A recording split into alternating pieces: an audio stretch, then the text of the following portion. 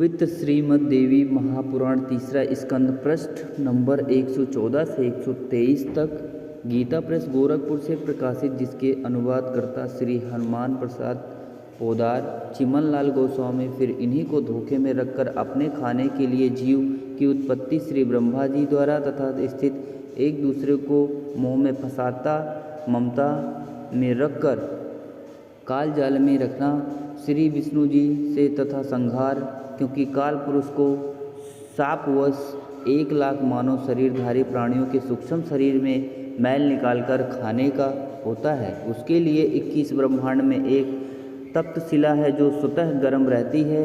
उस पर गर्म करके मैल पिघलाकर खाता है। जीव मरते नहीं परंतु कष्ट असहनीय होता है। फिर प्राणियों को कर्म आधार पर अन्य शरीर प्रदान करता है, श्री शिव जी द्वारा करवाता है। और जैसे किसी मकान के 3 कमरे बने हों, एक कमरे में अश्लील चित्र लगे हों, उस कमरे में जाते ही मन में वैसे ही मलिन विचार उत्पन्न हो जाते हैं। दूसरे कमरे में साधु संत भक्तों के चरित्र लगे हों तो मन में अच्छे विचार प्रभु का चिंतन ही बना रहता है। तीसरे कमरे में देशभक्तों व शहीदों के चित्र लगे हों तो मन में वैसे ही जोशीले विचार उत्पन्न हो जाते हैं। ठीक उसी प्रकार ब्रह्मा काल ने अपनी सूझबूझ से उपरोक्त तीनों गुणों प्रधान स्थानों की रचना की हुई है। 3 गुण क्या हैं? प्रमाण सहित तीनों गुण रजगुण ब्रह्मा जी, सतगुण विष्णु जी, तमगुण शिव जी हैं। ब्रह्मा काल तथा प्राकृतिक दुर्गा से उत्पन्न हुए तथा तीनों नासवान हैं।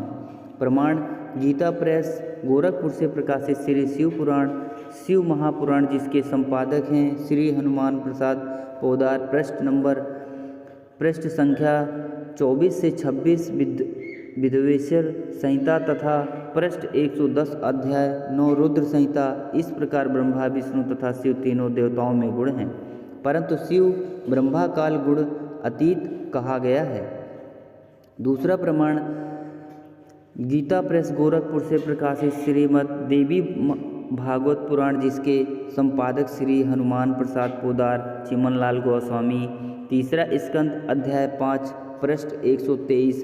भगवान विष्णु ने दुर्गा की स्तुति की, कहा कि मैं विष्णु ब्रह्मा तथा शिव शंकर तुम्हारी कृपा से विद्यमान हूँ।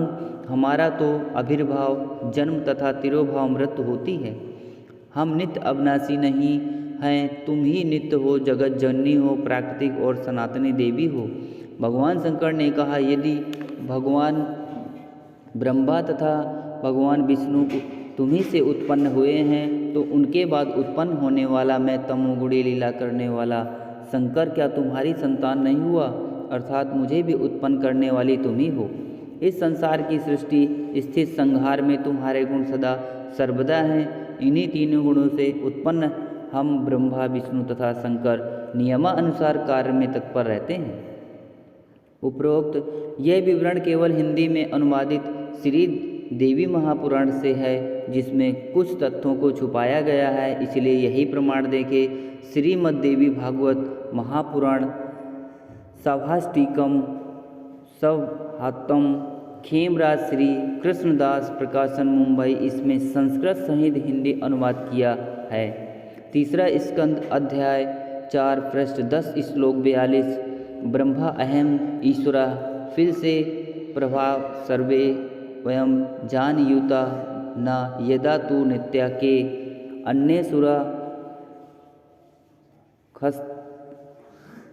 सस्तम प्रभुआ चा नित्या तमेव जन्नी प्राकृतिक पुराणा।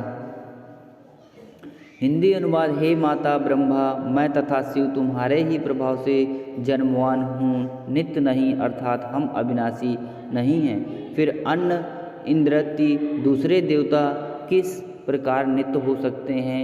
तुम ही अविनाशिनी हो, प्राकृतिक तथा सनातनी देवी हो।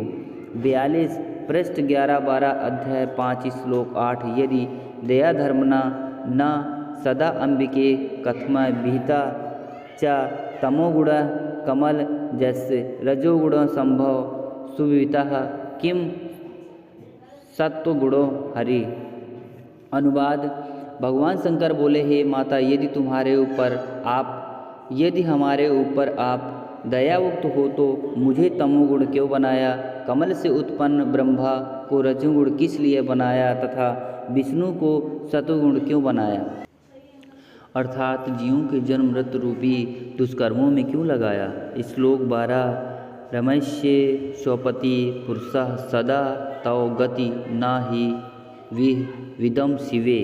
हिंदी। अपने पति पुरुष अर्थात काल भगवान के साथ सदा भोग विलास करती रहती हो, आपकी गति कोई नहीं जानता। निष्कर्ष, उपरोक्त प्रमाणों से प्रमाणित हुआ कि रजगुण ब्रह्मा, सतगुण विष्णु तथा तमगुण शिव है, ये तीनों नाशवान हैं। दुर्गा का पति ब्रह्मा काल है, ये उसके साथ भोग विलास करता रहता है।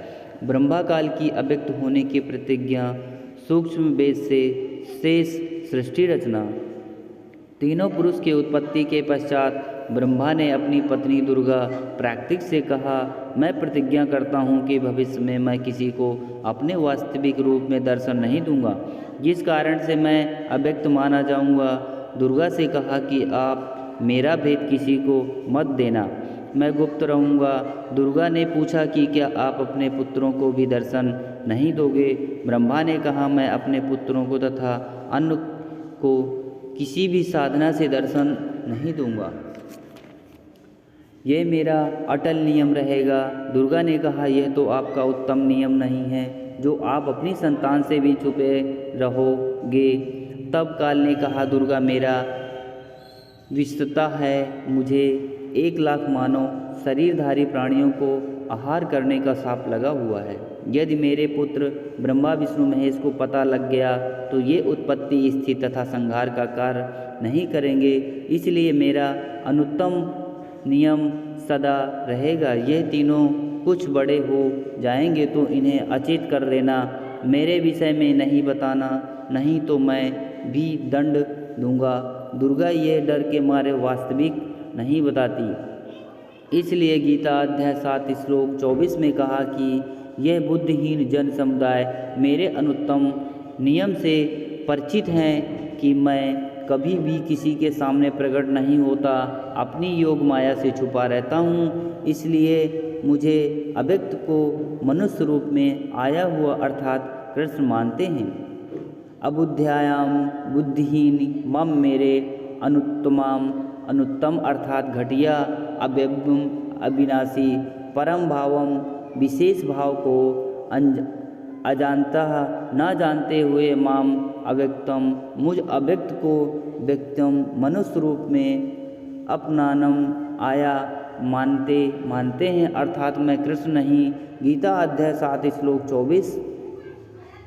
गीता अध्याय 11 श्लोक 47 तथा 48 में कहा कि यह मेरा वास्तविक काल रूप है, इसके दर्शन अर्थात ब्रह्मा प्राप्ति ना वेदों में वर्णित विधि से, ना जप से, ना तप से तथा ना किसी क्रिया से हो सकती है। जब तीनों बच्चे युवा हो गए तब माता भवानी प्राकृतिक अष्टांगी ने कहा कि तुम सागर मंथन करो। प्रथम बार सागर मंथन किया तो ज्योति निरंजन ने अपने श्वासों द्वारा 4 वेद उत्पन्न किए।